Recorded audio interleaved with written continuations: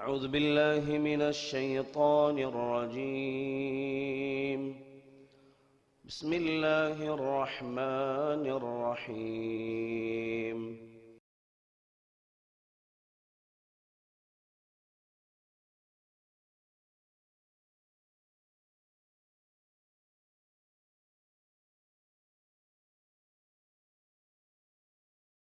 السلام عليكم ورحمة الله وبركاته.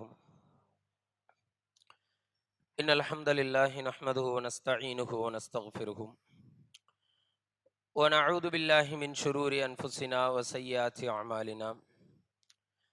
من يهده الله فلا مضل له ومن يضلل فلا هادي له. وأشهد أن لا إله إلا الله وحده لا شريك له. وأشهد أن محمدا عبده ورسوله. يا أيها الناس اتقوا ربكم الذي خلقكم من نفس واحدة وخلق منها زوجها وبث منهما رجالا كثيرا ونساء. واتقوا الله الذي تساءلون به والأرحام إن الله كان عليكم رقيبا. يا أيها الذين آمنوا اتقوا الله حق تقاته ولا تموتن إلا وأنتم مسلمون. يا أيها الذين آمنوا اتقوا الله وقولوا قولا سديدا يصلح لكم أعمالكم ويغفر لكم ذنوبكم ومن يطع الله ورسوله فقد فاز فوزا عظيما. أما بعد. அல்லாஹுவை போற்றி புகழ்ந்து அல்லாஹுடைய இறுதி இறை தூதர் முஹம்மது ரசூலுல்லாஹ் ஸல்லல்லாஹு அலைஹி வஸல்லம் அவர்களின் மீதும் அவர்களின் குடும்பத்தார்கள், உறவினர்கள், தோழர்கள், மனைவிமார்கள், அவர்களின் வாழ்க்கை வழிமுறையை இறுதி நாள் வரைக்கும் அதன் தூய வடிவில் பின்பற்றி வாழக்கூடிய அத்துணை நல்லடியார்களின் மீதும், குறிப்பாக இரவு தொழுகையை நிறைவேற்றிவிட்டு இந்த இறை இல்லத்தில் சன்மார்க்க அறிவை வளர்த்து கொள்ள வேண்டும் என்கிற உயர்ந்த நோக்கத்தோடு இங்கு அமர்ந்திருக்கிற நம் அனைவரின் மீதும் ஏக இறைவனின் வற்றாத பேரருளும் பெரும் கருணையும் பாவ மன்னிப்பும் என்றென்றும் நின்றும் நிலவட்டுமாக என்று பிரார்த்தனை செய்து துவங்குகிறேன். கணியத்திற்குரிய அல்லாஹ்வின் அடியார்களே, சகோதர சகோதரிகளே, கடந்த 2 தினங்களாக இரவு தொழுகைக்கு பிறகு படிப்பினைகள் நிறைந்த 2 நபித்தோழர்களுடைய வாழ்க்கை வரலாற்றை நாம் சுருக்கமாக பார்த்தோம். நேற்றைய முன்தினம் ஹுதைஃபத் இப்னுல் யமான் ரலியல்லாஹு அன்ஹு அவர்களுடைய வாழ்க்கை வரலாற்றையும், நேற்றைய இரவு அபூ மூஸல் அஷ்அரி ரலியல்லாஹு அன்ஹு அவர்களுடைய வாழ்க்கை வரலாற்றையும், அவர்களின் வரலாறுகளிலிருந்து நாம் பெற வேண்டிய பாடங்களையும் படிப்பினைகளையும் நாம் பார்த்தோம். இன்றைய தினம் அல்லாஹ்வினுடைய அருளால் அல்லாஹுடைய தூதரின் காலத்திலே வாழ்ந்த நபித்தோழர்களிலேயே மிக பேணுதலுடைய ஒரு நபித்தோழராக, எதையும் மிக துணிச்சலோடும் துணிவோடும் யாரையும் எதிர்பார்க்காமல் ஒரு விதமான ஒரு தைரியத்தோடு வாழ்ந்த ஒரு மிகச்சிறந்த ஒரு நபித்தோழர், அல்லாஹுடைய தூதரால் மிக உச்சபட்ச வார்த்தைகளால் புகழப்பட்ட அபூதர் அல் கிஃபாரி ரலியல்லாஹு அன்ஹு அவர்களினுடைய வாழ்க்கை வரலாற்றை நாம் இன்றைக்கு பார்க்க இருக்கிறோம். இந்த அபூதர் அல் கிஃபாரி என்கிற அவர்களுடைய பெயரிலேயே அவர்களுடைய கோத்திரமான கிஃபார் என்கிற கோத்திரம் இருக்கிறது. அவர்கள் கிஃபாரி, அந்த கிஃபார் கோத்திரத்தை சார்ந்தவர்கள், அதனால்தான் கிஃபாரி. இந்த கிஃபார் கோத்திரம் எங்கே அமைய பெற்றிருக்கிறது என்று சொன்னால், மதீனாவிற்கு அருகிலே அவர்கள் இருக்கிறார்கள். அவர்களினுடைய தொழிலே என்னவென்று சொன்னால், எதை வைத்து அவர்கள் வருமானத்தை ஈட்டுவார்கள் என்று சொன்னால், அடுத்தவர்களுடைய பொருளை கொள்ளையடிப்பது, திருடுவது, அவர்களை வழிப்பறி செய்து அவர்களுடைய பொருள்களை அபகரிப்பது, இதுதான் அந்த கோத்திரத்தினுடைய தொழிலே. திருட்டால் அவர்கள் என்ன செய்திருந்தார்கள்? பிரபலயம் அடைந்திருந்தார்கள். அந்த கோத்திரத்தை கண்டு எல்லோரும் நடுங்கவும் செய்தார்கள். நாம் ஹதீஸ்களிலே பார்க்கலாம், அல்லாஹுடைய தூதர் ஸல்லல்லாஹு அலைஹி வஸல்லம் அவர்கள் நபியாக வருவதற்கு முன்பாகவே சிலர் இருந்தார்கள், அவர்கள் அல்லாஹ்விற்கு இணை வைக்காதவர்கள், மது அருந்த மாட்டாங்க, சிலைகளை வணங்க மாட்டார்கள், அல்லாஹ்வை மாத்திரம் வணங்கி கொண்டே இருப்பார்கள். அப்படியான ஒரு பட்டியல் நம்ம சஹீஹுல் புகாரி முஸ்லிம்லேயே பார்க்கலாம். அப்படிப்பட்டவர்களில் ஒருவராக யார் இருந்தார்கள் என்று சொன்னால் அபூதர் அல் கிஃபாரி ரலியல்லாஹு அன்ஹு இருந்தாங்க. நபி அவர்கள் நபியாக வருவதற்கு முன்பாகவே அல்லாஹுவை தொழக்கூடியவர்களாக இருந்தார்கள். ஹதீஸ்களிலே அவர்கள் 2-3 ஆண்டுகளுக்கு முன்பாகவே, ரசூலுல்லாஹ் நபியாக அனுப்பப்படுவதற்கு 2-3 ஆண்டுகளுக்கு முன்பாகவே தொழுகையை தொழக்கூடியவர்களாக இருந்தார்கள். இரவு தொழுகையெல்லாம் தொழுகுவாங்க. அப்ப இந்த செய்தியை கேட்கிற தாபி கேட்கிறார்கள், அப்படி தொழுதீங்களே ரசூலுல்லாஹ் நபியா வர்றதுக்கு முன்னாடி எதை நோக்கி தொழுகுவீங்க? எனக்கு இந்த நோக்கி தொழுகிறதெல்லாம் தெரியாது, எங்கிட்டு திசை இருக்கிறதோ அல்லாஹ் எனக்கு எதன் பக்கம் வழிகாட்டுகிறானோ அதை நோக்கி நான் தொழக்கூடியவனாக இருந்தேன் என்று என்ன செய்தாங்க, அபூதர் அல் கிஃபாரி ரலியல்லாஹு அன்ஹு அவர்கள் சொல்லக்கூடியவர்களாக இருந்தார்கள். முதல் செய்தி நம்ம அவர்களை குறித்து விளங்க வேண்டியது, அவர்களினுடைய கோத்திரம் திருட்டை தொழிலாக கொண்ட கோத்திரம். ஆனால் அபூதர் அல் கிஃபாரி ரலியல்லாஹு அன்ஹு அவர்கள் அல்லாஹுவை மாத்திரம் வணங்கக்கூடியவர்களாக, பாவங்களிலே ஈடுபடாத ஒரு தூய்மையான மனிதராக இருந்தார்கள் நபி ரசூலுல்லாஹ் நபியாக வருவதற்கு முன்பாகவே என்கிற ஒரு அறிமுக செய்தியை நீங்கள் உணர்ந்து கொள்ள வேண்டும். அடுத்து அவர்கள் இஸ்லாத்தை ஏற்றுக்கொண்ட நிகழ்வு இருக்கிறதே, அது ஒரு சுவாரஸ்யமான நிகழ்வு உண்மையிலேயே. சஹீஹ் முஸ்லிமினுடைய 4878வது இலக்கம், 4878. வாய்ப்பு இருந்தால் நீங்கள் சஹீஹ் முஸ்லிமிலே அந்த செய்தி என்ன செய்யுங்க, ஒரு நீண்ட செய்தி, அதை நீங்கள் வாசித்து பாருங்கள். எப்படி அந்த செய்தி ஆரம்பமாகிறது? நாங்கள் என்ன செய்தோம், அந்த கிஃபார் எங்களுடைய பகுதி மக்கள் வாழக்கூடிய இடத்திலிருந்து நாங்கள் வெளியே வந்துட்டோம். ஏன் வெளியே வந்தோம் அங்கிருந்து அப்படின்னு கேட்டா, அந்த மக்கள் பொதுவாகவே அரபுகள் மற்ற எல்லா காலங்களிலுமே தப்பு செய்வாங்க. ஆனால் அந்த 4 மாதங்கள் இருக்குல்ல, அதாவது அஷ்ஹுருல் ஹுரும் என்று அறியப்படக்கூடிய புனித மாதங்கள், அந்த புனித மாதங்களிலே பெரும்பாலும் தவறுகள் இழைக்க மாட்டார்கள். ஆனால் இவர்களுடைய கோத்திரம் அந்த கிஃபார் ஒரு கட்டத்தில் என்ன முடிவுக்கு வர்றாங்க, அந்த மாதத்தில் திருடுவதும் ஹலால், அந்த மாதத்தில் கொள்ளையடிப்பதும் ஹலால், அதாவது அந்த மாதங்கள்ல தப்பு செய்யலாம் என்கிற ஒரு நிலைப்பாட்டுக்கு அவங்க வர்றாங்க. வந்த உடனேயே அபூதர், அவர்களுடைய சகோதரர் உனைஸ், இவங்களும் பின்னாடி இஸ்லாத்தை ஏற்றுக்கொள்றாங்க. அவர்களுடைய தாய் 3 பேர் என்ன செய்யறாங்கண்டா, அவர்கள் வாழுகிற பகுதியில் இருந்து வெளியேறி மக்காவிற்கு மிக அருகிலே வந்து தங்குகிறார்கள்.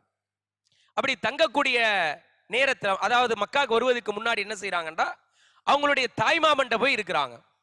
தாய்மாமர் என்ன செய்கிறார், இவங்க 3 பேரையும் அரவணைச்சு இவங்களுக்கு தங்க இடம் கொடுத்து நல்ல சாப்பாடுலாம் போடுறாரு. அந்த ஊர் மக்கள் அந்த தாய்மாமன் யார், இந்த அபூதர் கிஃபாரியுடைய மாமா அவர்கள் காட்டிய அந்த தியாஃபத், அவர்கள் காட்டிய அந்த விருந்தோம்பலிலே அந்த ஊரே பொறாமப்படுது. பொறாமப்பட்டு என்ன சொல்றாங்கண்டா, அவருடைய மாமாட்ட போய் சொல்றாங்க, அதாவது நீங்க போனதுக்கு பின்னாடி உனைஸ் இருக்கார்ல, அவர் என்ன செய்கிறார், உங்களுடைய வீட்டுக்கு போறாரு அப்படின்னு சொல்லி தவறாக ஒரு சித்தரித்து அந்த ஊரே பேச ஆரம்பிச்சிருது. உடனே உனைஸ் சொல்றாங்க, நீங்க என்ன செஞ்சிருங்க, இங்க இருந்து போயிருங்க, நான் உங்களை இவ்வளவு நாள் உங்களை அரவணைச்சேன், இங்க இருந்து போயிருங்க அப்படின்ன உடனே அந்த மூவரும் சொன்னார்கள், இவ்வளவு நாள் எங்களுக்கு செஞ்ச அந்த விருந்தோம்பலை நீங்கள் அசிங்கப்படுத்திட்டீங்க, நாங்க இங்க இருந்து போறோம் அப்படின்னு சொல்லிட்டு 3 பேருமே என்ன செய்யறாங்கன்னா மக்காக்கு அருகிலே வந்து தங்குகிறார்கள். அப்படி தங்குகிற ஒரு நேரத்திலே உனைஸ் என்ன செய்கிறார், மக்காவிற்கு ஒரு வேலை நிமித்தமாக வருகிறார். என் வேலையெல்லாம் நீங்க பாத்துக்கங்க, அபூதர் இடத்திலே பொறுப்பு ஒப்படைச்சிட்டு நேரா மக்காக்கு வந்துடுறாங்க ஒரு வேலையா. மக்காக்கு வந்தவங்க வந்து அல்லாஹ்வுடைய தூதர் ஸல்லல்லாஹு அலைஹி வஸல்லம் அப்பதான் என்ன செய்யறாங்க, தாருல் அர்கமிலே இருந்து கொண்டு ரகசிய பிரச்சாரத்தை செய்து கொண்டிருக்கிற ஆரம்ப காலகட்டம் இது. அப்ப அவங்க மீண்டும் அபூதரிடத்திலே வருவதற்கு ரொம்ப தாமதமாக ஆகிவிடுகிறது. ரொம்ப நீண்ட காலத்திற்கு பின்னாடி வர்றாங்க. வர்றப்ப கேட்கிறாங்க அபூதர் ரலியல்லாஹு அன்ஹு, ஏன் இவ்வளவு நாள் ஆயிடுச்சு?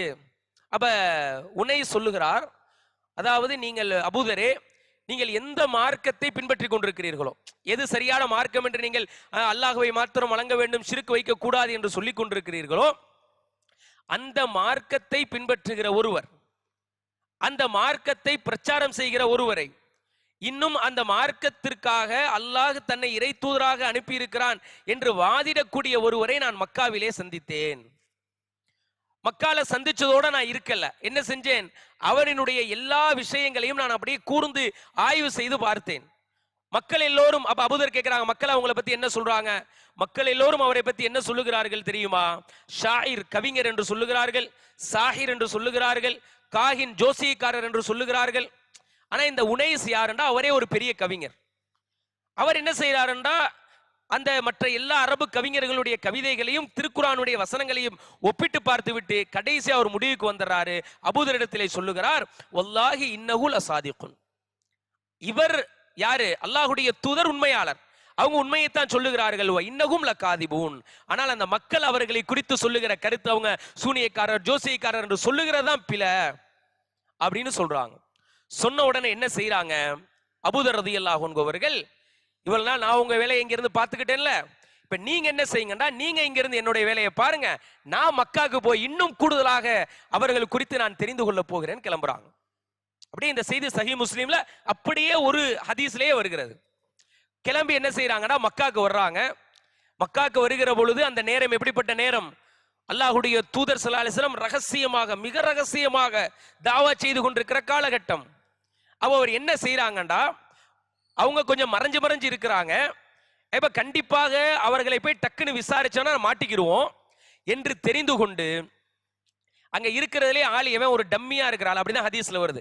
யார் அங்க ரொம்ப பலகீனரோ, கூட்டத்துல ஒரு 100 பேர் நிக்கிறானா இவன் அடிச்சா அடி தாங்குவான்னு நம்ம சொல்லுவோம் பாத்தீங்களா, இவன்கிட்ட போய் என்ன வேணா கேட்க, அப்படியான ஒரு தயீஃபான ஒருவரை தேர்ந்தெடுத்து அபூதர் ரலியல்லாஹு அன்ஹு பக்கத்துல போய் என்ன செய்யறாங்கன்னா அவன்கிட்ட கேட்கிறாங்க. அப்ப ரசூலுல்லாஹ் எல்லாருமே என்ன செஞ்சாங்கன்னா மதம் மாதிரி இவர் சாபின்னு சொல்லிக்கிட்டு இருந்தாங்க. சாபின்டா அவர்களுடைய குறைஷிகள் வணங்கி கொண்டிருந்த மதத்திலிருந்து புதிதாக ஒரு மதத்தை மாறி போயிட்டாங்கன்னு சொல்லி சாபின்னு ரசூலுல்லாஹ் சொல்லிட்டு இருந்தாங்க. இவர் போய் என்ன செய்யறாரு? அபூதர் ரலியல்லாஹு அன்ஹு அவர்கள் கேட்கிறார்கள், ஐன ஹாதல்லதி ததுஊனஹு சாபி. நீங்க இந்த சாபி மதம் மாறியவர்னு சொல்லிக்கிட்டு இருக்கீங்கல்ல, அவர் எங்க போனா பார்க்கலாம், அவர் எங்க இருக்கிறாரு, அவர் எங்க இருக்காங்க, எங்க இருப்பாங்க அப்படின்னு சொல்லி அந்த பலகீனமான ஒரு ஆக இருக்கிறதுலே டம்மியான ஒரு ஆள்கிட்ட போய் என்ன செய்யறாங்க? அவரு மெதுவா கேட்கிறாங்க, ஹரம்ல அந்த காபத்துல்லாக்கு பக்கத்துல வச்சுக்கிட்டு. அவன் என்ன செஞ்சான்? சரி கேட்டா ஆமா இல்லைன்னு பதில் சொல்லாம அங்க இருந்த எல்லாரையும் திரட்டுகிறான். இதோ அந்த சாபியை தேடி ஒருவர் வந்திருக்கிறார், எல்லோரும் பாருங்கள். வந்த ஆட்கள் கையில என்ன கிடைக்குதோ எடுத்து அடிக்க ஆரம்பிச்சிட்டாங்க. எலும்பு கட்டை, என்னது இவர் இஸ்லாமை ஏத்துக்கிட்டே அது இது எதுவுமே சொல்லல. ரசூலுல்லாஹ் எங்க எங்க போனா பார்க்கலான்னு கேட்டார், அவ்வளவுதான். அபூதர் ரலியல்லாஹு அன்ஹு எடுத்து அடிக்க ஆரம்பிச்சுட்டாங்க. அடினால அடி அவர்கள் உடம்பே இரத்தக்கரையாக மாறிவிட்டது. அவரே சொல்லுகிறார், க அன்னி நுசுபுன் அஹ்மர். அந்த நேரத்தில் நான் எப்படி இருந்தேன் தெரியுமா? அவங்க அடிச்ச அடியில அன்னைக்கு அந்த சிலைகளுக்கு பலி கொடுக்கிற அந்த கல் இருக்கு பாத்தீங்களா, ஒரு கட்டையில வச்சு பலி கொடுப்பாங்கல்ல, அதை தான் நுசுபுன்னு சொல்லுவாங்க. என்னை அவங்க அடிச்ச அடியில நான் எழுந்து நின்ற பொழுது க அன்னி நுசுபுன் அஹ்மர், நான் அந்த சிவப்பு கட்டை மாதிரி அந்த சிலைகளுக்கு பலி கொடுக்கிற கட்டை மாதிரி இப்படி எழுந்து நின்றேன். ரொம்ப நேரம் மயக்கம்லாம் அடிச்சு மயக்கம் போட்டு விழுந்து நான் எந்திரிச்சிட்டேன். எழுந்து நேராக ஒன்றும் இங்கே செய்ய முடியாதுன்னு சொல்லிட்டு நான் காபத்துல்லாக்குள்ள போயிட்டேன். காபத்துல்லாக்குள்ள போய் ஜம்சம் தண்ணீரால என்னுடைய முகத்தை எல்லாம் கழுவிட்டு நான் என்ன செஞ்சேன்? அல்லாஹ்வுடைய தூதரை எதிர்பார்த்து கிட்டத்தட்ட 30 நாட்கள் அங்கேயே தங்கிட்டேன். எந்த அளவுக்குன்னு சொன்னா, அந்த 30 நாட்களும் காபாக்கு பின்னாடியே என்ன செய்யறாங்க? அவங்க நபிகளாரை எதிர்பார்த்து இருக்கிறார்கள். 30 நாளும் எந்த உணவுமே கிடையாது, ஒன்லி ஜம்சம் வாட்டர் தான். ஜம்சம் தண்ணியை குடிச்சு குடிச்சு அவங்களுக்கு என்ன ஆயிடுச்சுன்னா, அந்த வயிற்றுல கொஞ்சம் நம்ம எக்ஸசைஸ்லாம் செஞ்சோன்னா ஒரு அந்த கட்ஸ்ல இது வரும் பாத்தீங்களா, இந்த 6 பேக் அப்படி இப்படிலாம் சொல்றோம் பாத்தீங்களா, அந்த மாதிரி அவர்களுடைய வயிற்றில இருந்த அந்த அந்த கட்ஸ்லாம் என்ன ஆயிடுச்சு அப்படின்னா குடிச்சு குடிச்சு தொப்பை விழுந்துருச்சு. 30 நாள் வேற எதுவுமே கிடையாது. அந்த 30 நாளுமே அவங்க பசியவே என்ன செய்யல, உணரவே இல்லை. ஜம்ஜம் தண்ணியை மாத்திரம் குடிச்சுக்கிட்டே இருக்கிறாங்க. அப்படியான ஒரு சூழ்நிலையிலே ஒரு நாள் பௌர்ணமியினுடைய இரவு, இவங்க ஆக்சுவலா இவங்க கொஞ்சம் யாருன்னா கொஞ்சம் ஒரு கட்ஸான ஆளுதான், எதையுமே துணிந்து தைரியமாக சொல்லக்கூடிய ஆளுதான். பின்னாடி அதை நான் சொல்லுவேன் உங்களுக்கு இன்ஷா அல்லாஹ். என்ன அப்படின்னு கேட்டீங்கன்னா, ஒரு பௌர்ணமியினுடைய ஒரு இரவு, காபால யாருமே இல்லை தவாப் செய்யறதுக்கு, ஒரு ஆள் கூட காபால இல்லை. அந்த நேரத்தில் 2 பெண்மணிகள் ஹரம்குள்ள வர்றாங்க, காபத்துல்லாக்குள்ள வர்றாங்க. வந்து அந்த பெண்கள் என்ன செய்யறாங்கண்டா, சஃபா மருவா மலைக்கு பக்கத்தில் இருக்கிற அந்த சஃபா மருவா மலைகளுக்கு எல்லையில இருக்கிற இசாஃப் நாயிலா என்கிற அவர்களுடைய 2 கடவுள்களை போய் அவங்க கும்பிட்டுக்கிட்டு இருக்காங்க. அந்த 2 பெண்களும் ரொம்ப தீவிரமாக. அபூதர் ரலியல்லாஹு அன்ஹு இது பிடிக்காதுல, சிலை வணக்கம் பிடிக்காதுல, நேரா போய் என்ன சொல்றாங்கண்டா, அந்த பெண்கள் இப்படியே வணங்கிக்கிட்டு இருக்காங்க, ஏதோ அந்த மந்திரம் ஓதி அப்படியே செஞ்சுக்கிட்டு இருக்காங்க. இவங்க நேரா போய், இந்த சிலைகளை வணங்குறீங்க, இதுக்கு சக்தி கிடையாதுங்கிறத எப்படி சொல்றாங்க? பேசாம இந்த 2 சிலைக்கு வந்து என்ன செஞ்சீங்க, கல்யாணம் முடிச்சு வச்சிருவோமா அப்படின்னு கேட்கிறாங்க. அந்த பெண்களுக்கா கோபம் அப்படியே கொப்பளிச்சுக்கிட்டு வருது. ஆனா அவங்க என்ன செய்யல, அப்படியே தொடர்ந்து இது பண்ணிக்கிட்டே இருக்கிறாங்க.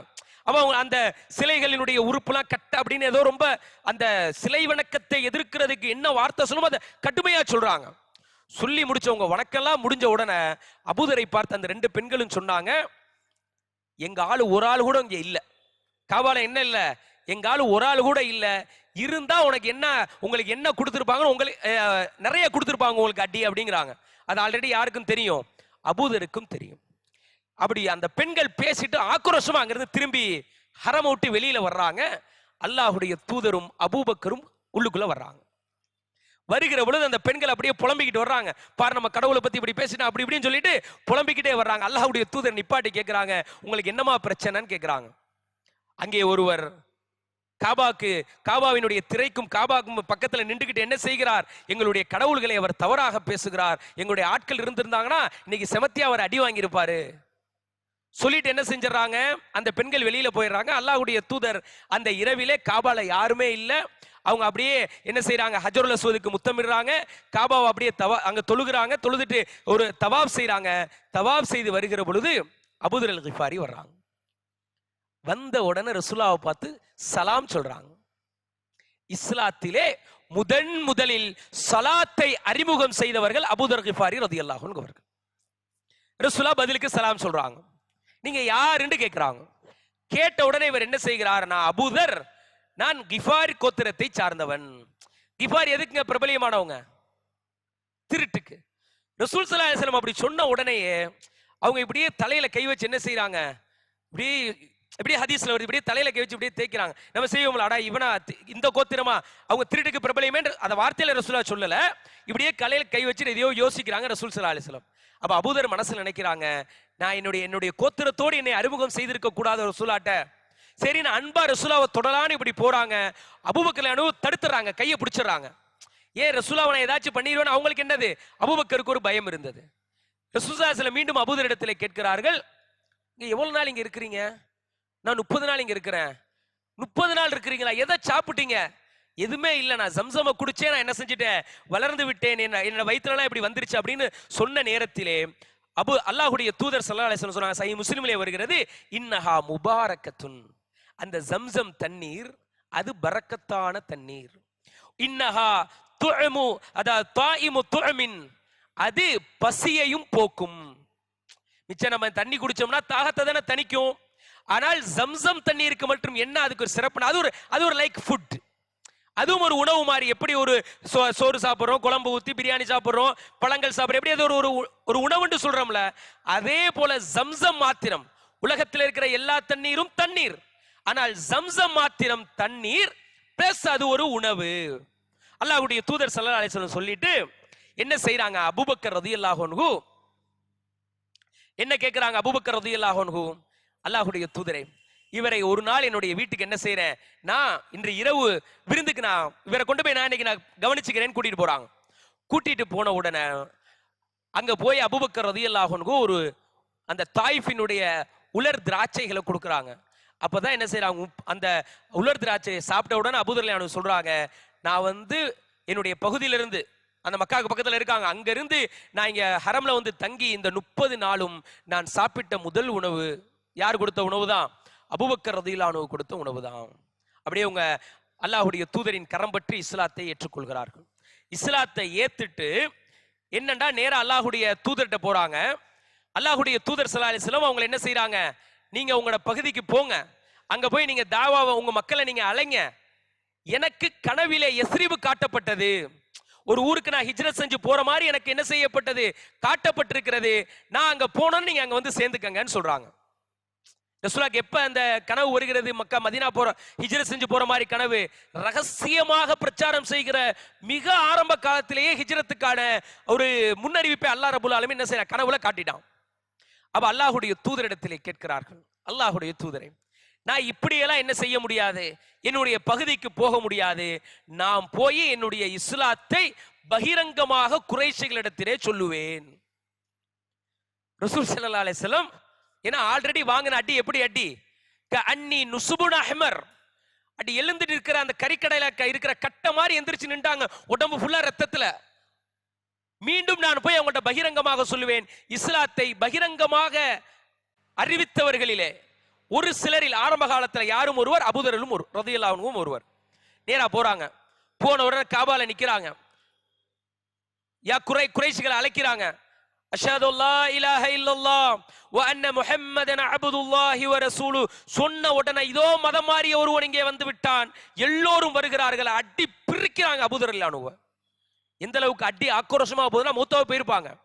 மூத்தா போகிற அளவுக்கு அவங்க அடிச்ச உடனே அவ்வளவு கூட்டத்தையும் தள்ளி கொண்டு அப்பாஸ் ரலியல்லாஹு அன்ஹு அவர்கள், அன்னைக்கு அவங்க இஸ்லாத்தை ஏற்றுக்கொள்ளல, வந்து அபூதர் மேல அப்படி இருந்து அவங்களை அப்படியே சேவ் பண்றாங்க. சேவ் பண்ணிட்டு ஒட்டுமொத்த மக்காவாசிகளையும் பார்த்து, அடிச்ச எல்லாரையும் பார்த்து சொல்றாங்க, யார் தெரியும்ல இவங்க? யாரு? கிஃபார் கோத்திரத்தை சார்ந்தவர்கள். மறந்துட்டீங்களா? இவங்களை தாண்டி தான் நீங்க வியாபாரத்துக்கு ஷாமுக்கு அங்கிட்டு இங்கிட்டுலாம் போகணும். இவங்க ஆளையே ஒரு ஆளை கொலை செஞ்சுட்டு எப்படி போவீங்க அப்படின்னு சொன்ன உடனே தான் அவங்க என்ன செஞ்சாங்க, அடியை நிப்பாட்டினார்கள்.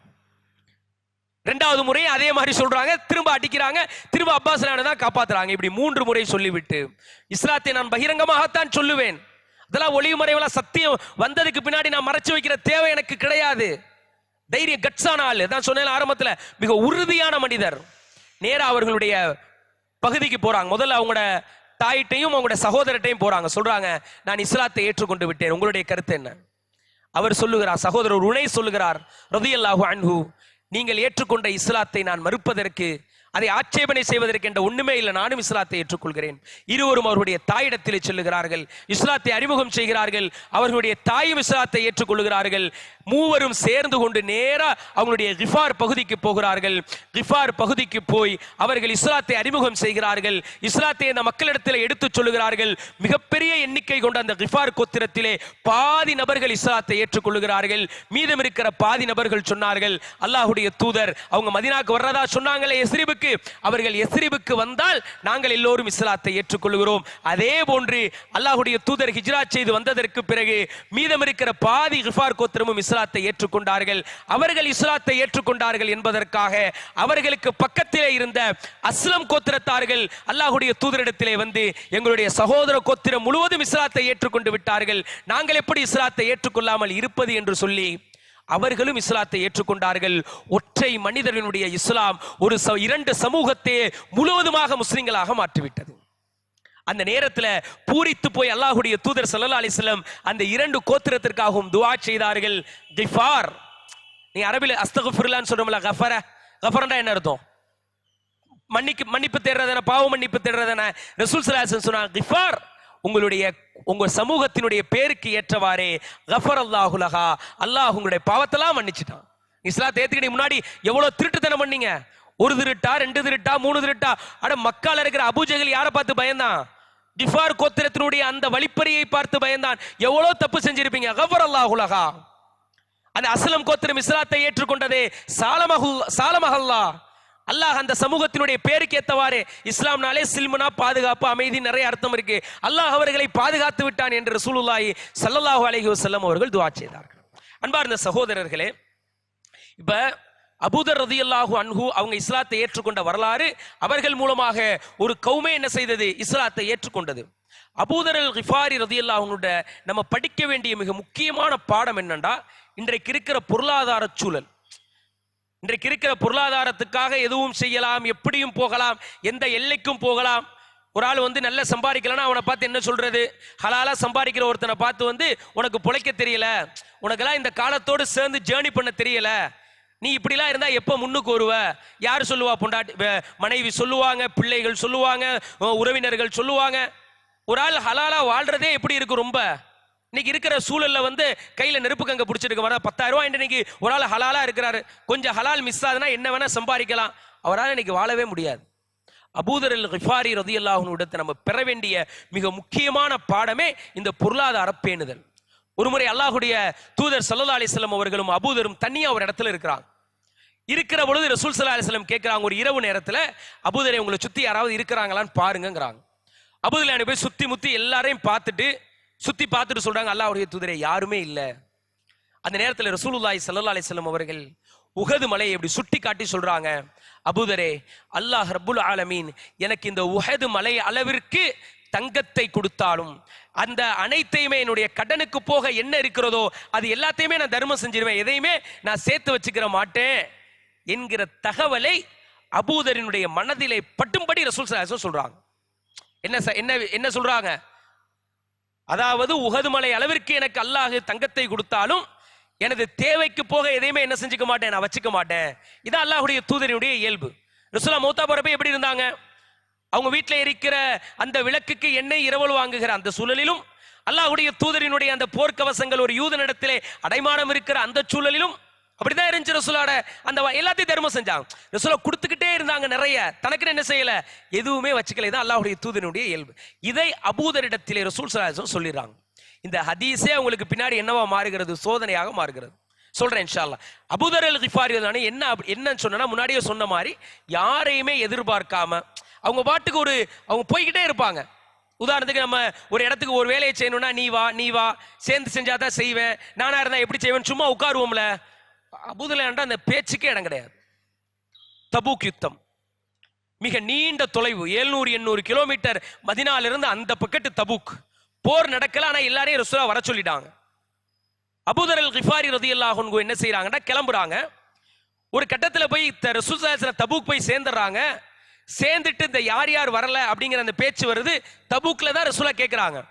நமக்கு தெரியும் காப் இப்னு மாலிக் வரல, அந்த சில முனாஃபிக்குகள்லாம் இவங்கெல்லாம் வரல. இப்படிலாம் என்ன செய்யறாங்க, சஹாபாக்கள் இடத்துல சொல்லப்படுகிறது.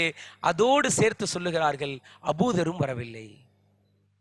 ரசூல் ஸல்லல்லாஹு அலைஹி வஸல்லம் அபூதரா அப்படின்னு அப்படியே அமைதியாட்டாங்க ரசூல் ஸல்லல்லாஹு அலைஹி வஸல்லம். அந்த நேரத்தில் பார்த்தா தூரத்திலே ஒரு மனிதர் அப்படியே ரொம்ப தள்ளாடி தள்ளாடி தள்ளாடி இப்படியே நடந்து வருகிறார். ரொம்ப சிரமப்பட்டு நடந்து வருகிறார். என்ன நடக்குது? ரசூல் ஸல்லல்லாஹு அலைஹி வஸல்லம் அந்த யார் வர்றாங்களா தெரியல, ரொம்ப தூரத்துல ஆனா ஒரு ஆள் வர்றது தெரியுது.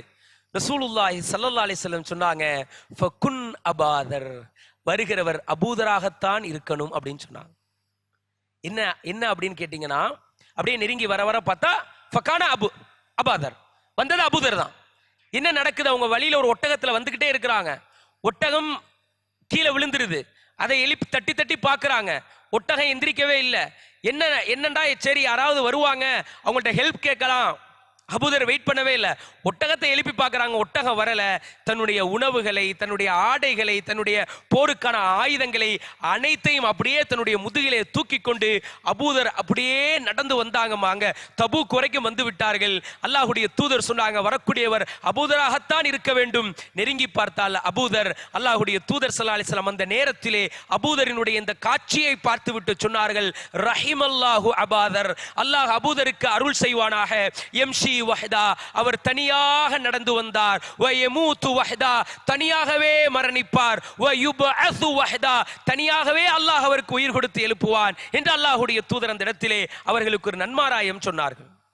அன்பார்ந்த சகோதரர்களே, இது இந்த சொல்ற செய்திக்கு பின்னாடி விளக்கம் வரும். என்ன நடந்துச்சு? அல்லாஹ்வுடைய தூதர் மரணிச்சிட்டாங்க. கொஞ்சம் விரைவாக முடிச்சு. அல்லாஹ்வுடைய தூதர் மரணிச்சிட்டாங்க. மரணித்ததோடு அபூதர் அல் கிஃபாரி ரலியல்லாஹு அன்ஹு ஷாமுக்கு போயிட்டாங்க. ஷாம்ல அப்ப யார் ஆட்சி செய்து கொண்டதா? உஸ்மான் ரலியல்லாஹு ஆட்சி காலத்துல முஆவியா ரலியல்லாஹு அன்ஹு. அந்த நேரத்தில் தான் ஒரு ஃபத்வா ஒன்றை கொடுக்கிறார்கள். அந்த ஃபத்வா ஆக்சுவலா மக்களிடத்திலே சொல்லக்கூடாத பிழையான ஃபத்வா.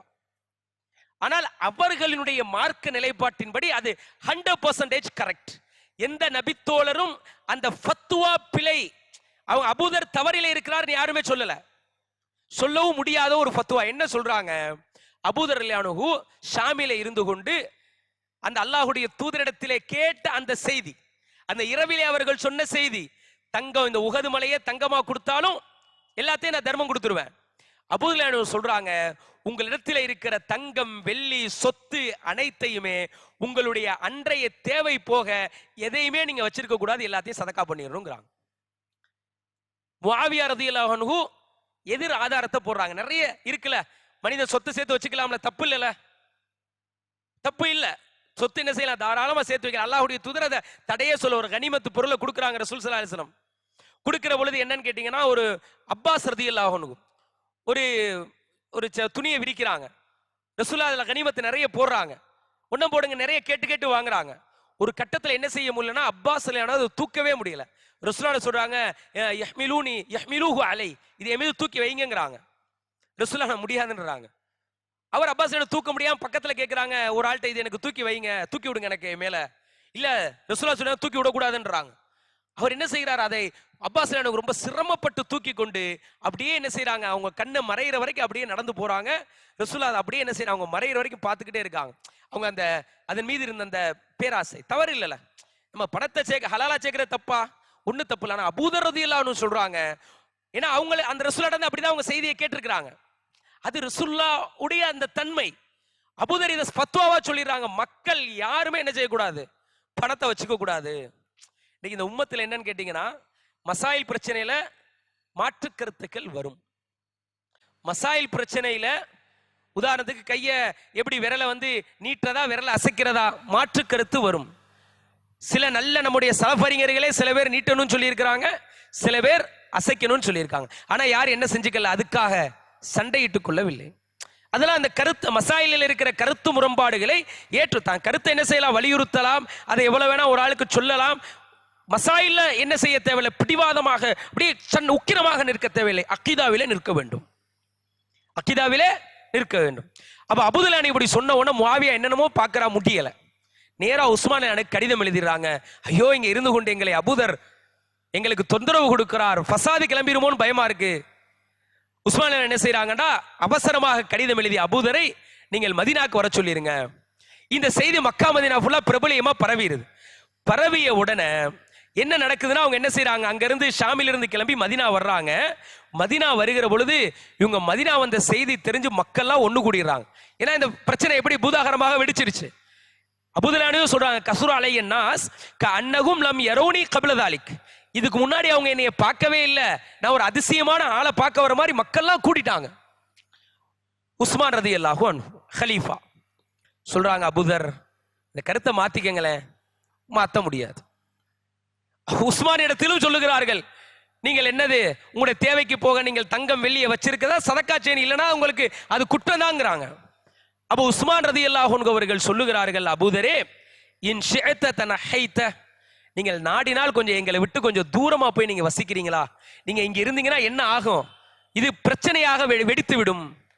அப்ப உஸ்மான் ரதி அங்க என்ன செஞ்சிடறாங்க, அவங்க நான் கிளம்பி போறேன்ட்டு போயிடுறாங்க. இந்த செய்தியை சொல்லுகிறவர் இடத்துல சொன்னார்கள், எனக்கு அமீர் கட்டளை இட்டார், நான் அப்படியே நான் கட்டுப்பட்டுட்டேன்.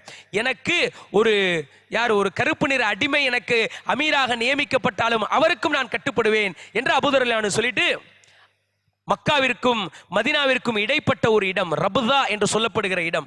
அந்த இடத்துக்கு மக்கள் ஹஜ் உம்ரா நேரத்தில் மட்டும்தான் அந்த இடத்தை பயன்படுத்துவாங்க. அப்படியான ஒரு இடத்திலே போய் அபூதர் அல் கிஃபாரி ரலியல்லாஹு அன்ஹு அவர்கள் போய் வசிக்கிறார்கள். அவர்களும் அவர்களுடைய மனைவியும் அவர்களுடைய அடிமையும் டென்ட் அடித்து வசித்துக் கொண்டிருக்கிறார்கள். அன்பார்ந்த சகோதரர்களே, அந்த இடத்தை யார் கடந்து போனாலும் அந்த கடந்து போகிற எல்லோரும் என்ன செய்வார்கள், அபூதரை போய் பார்த்தால் கண்ணீர் வடிப்பார்கள். ரெண்டு விஷயத்துக்காண்டி கண்ணீர் வடிப்பாங்க.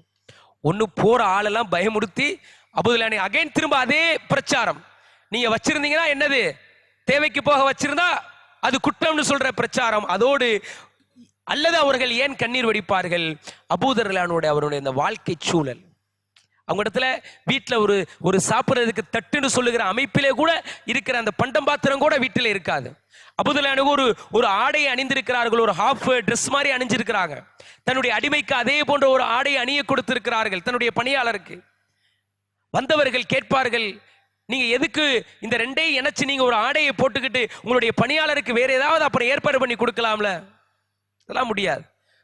என்னுடைய நண்பர் அல்லாஹ்வுடைய தூதர் ஹலீல் அப்படின்னு தான் அழைப்பாங்க அவங்க, என்னுடைய நண்பர் எனக்கு சொன்னார்கள், ஒரு கட்டத்தில் என்னுடைய பணியாளரை நான் அடித்து விட்டேன், அல்லாஹ்வுடைய தூதர் என்று சொன்னாங்க, அவர்கள் உங்களுக்கு கீழே இருக்கிறாங்க, அவங்களை நீங்க அப்படிலாம் நீங்க செய்யக்கூடாது, நீங்க ஜாஹிலியாவுடைய கொள்கையிலையா நீங்கள் இருக்கிறீர்கள் சொல்லிவிட்டு சொன்னார்கள் அல்லாஹ்வுடைய தூதர், ஃபல் யுத்இமுஹு மிம்மா யாக்குல், உங்களிடத்திலே பணியாளர்கள் இருந்தால் அடிமைகள் இருந்தால் நீங்கள் என்ன அவர் சாப்பிடுகிற நீங்க சாப்பிடுறது அவருக்கும் சாப்பிட கொடுங்கள், அவ் யுல்பிசுஹு மிம்மா யல்பஸ், அணிய நீங்க என்ன அணிகிறீங்களோ அதை அவர்களுக்கு அணிய கொடுங்கள் என்று அல்லாஹ்வுடைய தூதர் என்னிடத்திலே எங்களுக்கு சொன்னார்கள். நான் இப்படித்தான் நான் அணிகிறதான் அவருக்கு நான் அணிய கொடுப்பேன். கடைசியில் அவங்களுடைய சக்கராத்துடைய நிலைமை வருகிறது. அன்பார்ந்த சகோதரர்களே, சக்கராத்துடைய நிலை, அவங்களுடைய வாழ்வினுடைய கடைசிக்கு போயிட்டாங்க. போகிற பொழுது அவர்களுடைய மனைவிக்கு கடும் கவலை. என்ன கவலைண்டா, இவங்க ரபுதா ஒரு மக்கள் நடமாட்டமே இல்லாத ஹஜ்ஜுடைய காலத்துல மாத்திரம் பயன்படுத்துகிற உம்ராக்கு வர்றதுக்கு மட்டும் பயன்படுத்துகிற ஒரு இடத்துல இருக்கிறார்கள். இவங்களை யாரு குளிப்பாட்டுவா? இவங்களுக்கு யாரு குழி தோண்டி அடக்கம் யார் செய்வா? ஏன்னா அந்த பெண்மணி அவங்களும் சஹாபி ரலியல்லாஹு அன்ஹா, அவங்களுக்கு ஒரே கவலை, அழுகிறாங்க. அழுகிற பொழுது அபூதர் அல் கிஃபாரி ரலியல்லாஹு அன்ஹு ரொம்ப சலனமே இல்லாம அவங்க பேசாம சாதாரணமா இருக்கிறாங்க. கவலை அழுகையே எதுவுமே இல்லை. மனைவிட்ட சொல்றாங்க, ஃபலா தபுக்கி அபிஷிரி, மனைவி நீங்க அழுகாதீங்க, உங்களுக்கு நன்மாராயம் இருக்கிறது. என்ன நன்மாராயம் இருக்கு? மனைவி கேட்கிறாங்க, நான் இருக்கிறோம், நீங்க இறந்து போயிட்டா உங்களுக்கு யாரு கஃபன் செய்வா, யாரு உங்களை அடக்கம் பண்ணுவா? அபூதர் அல் கிஃபாரி மீண்டும் சொல்லுகிறார்கள், என்னுடைய ஹலீல் ஒரு கட்டத்திலே எங்களிடத்திலே சொன்னார்கள், லதமூதுன்ன ரஜுலம் மின்கும், நாங்கெல்லாம் அமர்ந்திருக்கிற பொழுது உங்களிலே ஒருவர் மரணிப்பார், பி ஃபலாத்தி மினல் அருத், ஒரு வெட்டவெளி பூமியிலே மரணிப்பார், யஷ்ஹதுஹு இஸாபத்து மினல் முஃமினீன், மூமின்களிலே ஒரு கூட்டம் அவருடைய ஜனாசாவிலே பங்கேற்கும் என்ற என்னுடைய ஹலீல் எங்களிடத்திலே சொன்னார்கள். ஒரு சமயத்திலே எங்களை பார்த்து சொன்னார்கள், அந்த நேரத்திலே என்னோடு இருந்த எல்லா தோழர்களும் அவர்கள் மக்கள் கூட்டமாக வசிக்கக்கூடிய கிராமங்களிலே அவர்களுடைய ஊர்களிலே அவர்கள் இறந்து அடக்கம் செய்யப்பட்டார்கள். நான் தான் மிச்சமாக தனியாக நான் இருக்கிறேன், நான் தான் ஃபலாத்திலே வெட்டவெளி பூமியிலே நான் இருக்கிறேன். நீங்கள் நன்மாராயம் பெற்றுக் கொள்ளுங்கள், என்னுடைய ஜனாசாவிலே மூமின்களுடைய ஒரு கூட்டம் பங்கேற்கும், நம்பிக்கையாக இருங்கள் என்று சொன்னார்கள். சொல்லிவிட்டு சொன்னார்கள், இது ஹபி, நீங்கள் சொல்லுங்கள், ஃபதுபுசிரி, யாராவது வருகிறார்களா என்று பாருங்கள். கணவர் சொன்னவுடன் அந்த பெண் அவங்க மனைவிக்கு இருந்த அந்த எக்கீனை பாருங்க, அப்படியே வெளியில வர்றாங்க, அப்படியே பார்க்கறாங்க யாராவது வர்றாங்களா. கண்ணு கெட்டுற தூரம் வரைக்கும் ஹாலே இல்லை, அப்படியே பார்த்துக்கிட்டே காத்திருக்கிறாங்க. மீண்டும் என்ன செய்கிறார்கள், வருகிறார்கள். வந்து கணவனுக்கு தேவையான அந்த முமர்ரிதா, அது என்ன சொல்றது, அந்த நர்சிங் வேலையை, அவர்களுக்கான அந்த வேலைகளை செய்கிறார்கள். செய்துவிட்டு மீண்டும் போய் பார்க்கிறார்கள்.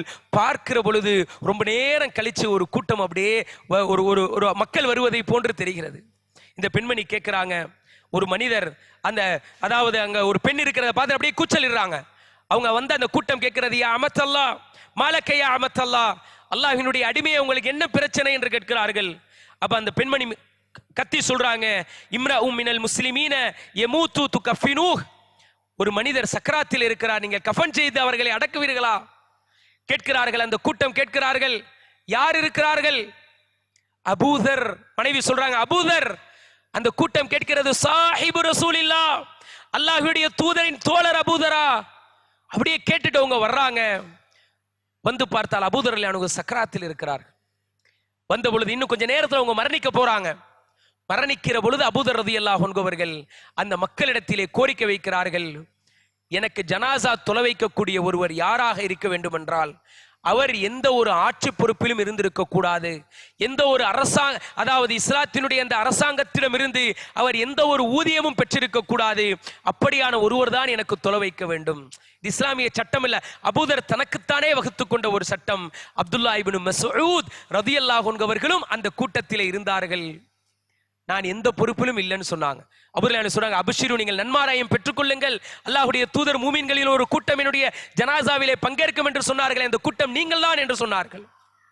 கடைசியாக அவர்கள் மரணிப்பதற்கு கொஞ்ச நேரத்துக்கு முன்னாடி அபூதர் அந்த மக்களிடத்திலே சொன்ன வார்த்தை, அன்பார்ந்த சகோதரர்களே, நீங்களும் நானும் நம்முடைய வாழ்விலே மிக முக்கியமாக ஒரு உறுதியாக எடுத்துக்கொள்ள வேண்டிய ஒரு விஷயம்.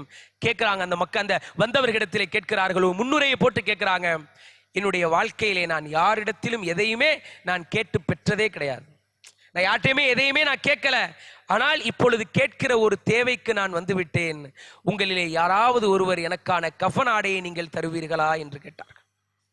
அதை கேட்கிற பொழுது கூட எப்படி கேட்கிறாங்க, சும்மா கஃபன் தானேன்னு கேட்கல, நான் அதுக்கு ஒரு முன்னிலை போடுறாங்க, இது வரைக்கும் நான் யார்கிட்டையுமே எதையுமே கேட்டு பெற்றதில்லை. ஏன்னா எப்படி பெற்றிருப்பாங்க, அன்னைக்கு தேவைக்கு போக எல்லாத்தையும் சதக்கா செய்யணும், தர்மம் செய்யணும் என்று சொல்லிக் கொண்டிருந்தவர்கள் எப்படி பெற்றிருப்பாங்க? நான் இப்பொழுது கேட்கிற ஒரு நிலைமைக்கு நான் வந்து விட்டேன், எனக்கான கஃபனாடையை நீங்கள் தருவீர்களா என்று கேட்ட பொழுது அங்கே இருந்த எல்லா மனிதர்களும் அப்துல்லா இப்னு மஸ்ஊத் ரலியல்லாஹு அன்ஹு உட்பட எல்லோரும் அழுதார்கள். கடைசியிலே அதே இடத்திலே அவர்கள் மரணித்தார்கள். அதே இடத்திலே அவர்கள் குளிப்பாட்டப்பட்டு அவர்களுக்கு கஃபனிடப்பட்டு அதே ரபுதா என்கிற பகுதியிலேயே அபூதர் அல் கிஃபாரி ரலியல்லாஹு அன்ஹு அவர்கள் அடக்கம் செய்யப்பட்டு செய்யப்பட்டார்கள். அவர்களுக்கு தொழுவித்த அப்துல்லா இப்னு மஸ்ஊத் ரலியல்லாஹு அன்ஹு அவர்களும் அடுத்த சில நாட்களிலே அவர்களும் மரணித்தார்கள் என்கிற செய்தியை வரலாற்றிலிருந்து நாம் படித்துக் கொள்கிறோம். அன்பார்ந்த சகோதரர்களே, அபூதர் ரலியல்லாஹு அன்ஹு நம்ம வாழ்க்கையிலிருந்து பெற வேண்டிய முக்கியமான படிப்பு என்ன தெரியுமா? அபூதர் ரலியல்லாஹு அன்ஹு அவர்கள் ஹலாலிலேயே இவ்வளவு பேணுதலோடு இருந்தார்கள் என்றார். அவங்களுக்கு இதெல்லாம் ஹலால், அதிலேயே அவங்கள்ட்ட இவ்வளவு பேணுதல் இருந்ததென்றால் ஹராமிலே நாம் எவ்வளவு பேணுதலோடு இருக்க வேண்டும்? பொருளாதார விஷயத்திலே ஹராமிலே எவ்வளவு பேணுதலோடு இருக்க வேண்டும்? அடுத்தவர்களுடைய சொத்து, அடுத்தவர்களுடைய பணம் தன் சொந்த சகோதரன் தான் உரிமையாக எடுப்பதல்ல, அவனுடைய 2 அங்குலத்தை 2 ஜான் நிலத்தை அபகரிக்கிற விஷயத்திலே, குட்டுக்கல் வாங்கலிலே மோசடி செய்கிற நிலையை விட்டு இந்த முஸ்லிம் உம்மத் அபூதர் கிஃபாரி போன்று பேணுதலோடு வாழ வேண்டும். அவங்க வச்சிருந்த சில மார்க்க நிலைப்பாடுகள், அல்லாஹ் யாருமே அதை ஏன் குறை சொல்லலண்டா, அல்லாஹ்வுடைய தூதர் அந்த நிலைப்பாட்டில் தான் இருந்தாங்க. இப்போ ஒரு ஆள் அப்படி இருக்கிறாருன்னு வச்சுக்கோங்களேன், நம்ம அவரை போய் என்ன செய்ய முடியாது, குறை சொல்ல முடியாது. ஆனால் அல்லாஹ்வுடைய, அதனாலதான் எந்த சஹாபாக்களும் என்ன செய்யல, அவர்களுடைய இந்த நிலைப்பாட்டை தவறு என்று சொல்லி அவங்க இஸ்லாத்தை விட்டு வெளியே போயிட்டாங்க. ரொம்ப தப்பான ஒரு பத்வால. இது பொது சட்டம் அல்ல, இதை மக்களிடத்திலே ஃபத்வாவாக கொடுத்து இது பண்ண முடியாது என்பதிலே தான் சஹாபாக்கள் உறுதியோடு இருந்தார்களே தவிர அபூதரை யாருமே என்ன செய்யல, அவர்கள் தலாலத்தில் இருக்கிறார்கள் என்று அவர்களை யாருமே விமர்சனம் செய்யவில்லை. அவ்வளவு பேணுதலோடு, அவ்வளவு உலக பற்றற்ற ஒரு நிலையிலே சுப்ஹானல்லாஹ் இந்த உலகத்தை விட்டு வாழ்ந்து மரணித்து இந்த முஸ்லிம் உலகத்திற்கே ஒரு முன்மாதிரியான ஒரு படிப்பினை என்ன செய்தார்கள், சொல்லிவிட்டு சென்றிருக்கிறார்கள். அபூதர் ரலியல்லாஹு அன்ஹு அவர்களுடைய வாழ்விலிருந்து அந்த பொருளாதார பேணுதலை நாம் பாடமாக எடுத்துக்கொண்டு நம்முடைய வாழ்க்கையிலே ஹலால் ஹராமிலே மிக கவனமாக, குறிப்பாக நாம் நம்முடைய எடுக்கிற அந்த பொருளாதார விஷயத்தில் அல்லாஹ்வுடைய தூதர் ஸல்லல்லாஹு அலைஹி வஸல்லம் சொன்னாங்க, ஒரு மனிதர் இருப்பார், அவர் என்ன செய்வார், ஒரு வெட்டவெளி பூமியில இருப்பார், அவர் உடம்பெல்லாம் புழுதி படிஞ்சிருக்கும், தலையெல்லாம் பரட்டையா இருக்கும், ஆடையெல்லாம் அழுக்காக இருக்கும், அவர் கையை தூக்கி கொண்டு ரப்பி ரப்பி என்று அழைப்பார். அல்லாஹ் அவருடைய பிரார்த்தனையை எப்படி ஏற்றுக்கொள்வான்? மத்அமுஹு ஹராம், அவர் சாப்பிடுறது ஹராம், வ மஷ்ரபுஹு ஹராம், அவர் குடிக்கிறது ஹராம், வ மல்பசுஹு ஹராம், அவருடைய ஆடை ஹராம், எப்படி அவருடைய பிரார்த்தனை ஏற்றுக்கொள்ளப்படும் என்று அல்லாஹ்வுடைய தூதர் எச்சரித்த அந்த விஷயத்தை மனதிலே வைத்துக் கொண்டு பொருளாதார விஷயத்தில் மிக பேணுதலோடு அடுத்தவர்களிடத்திலே யாசிக்கிற நிலையை விட்டு தவிர்ந்து விட்டு உழைக்கிற கரமாக, குட்டுக்கிற கரமாக, உயர்ந்து நிற்கிற கரமாக நம்முடைய கரங்களை நாம் மாற்றிக்கொள்ள வேண்டும். எல்லாம் வல்ல அல்லாஹ் ரப்புல் ஆலமீன் அதற்கு கிருபை செய்வானாக. அகூலு கௌலி ஹாதா மா இன்தி வல் இல்மு இன்தல்லாஹ். அஸ்ஸலாமு அலைக்கும் வரஹ்மத்துல்லாஹி வபரகாத்துஹு. சுப்ஹானக்கல்லாஹு வ பிஹம்திக அஷ்ஹது அல்லா இலாஹா இல்லா அன்த அஸ்தக்ஃபிருக வ அத்தூபு இலைக்.